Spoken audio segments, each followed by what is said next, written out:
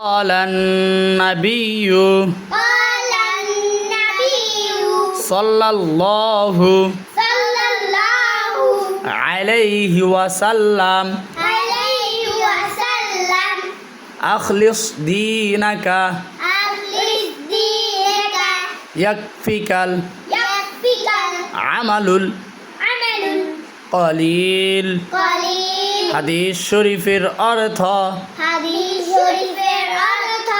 নবী করিম সাল্লাল্লাহু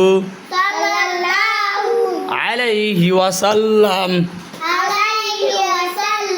বলিয়াছেন তোমার ঈমানকে খাঁটি কর,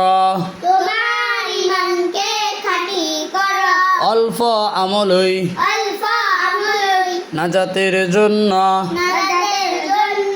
যথেষ্ট হইবে।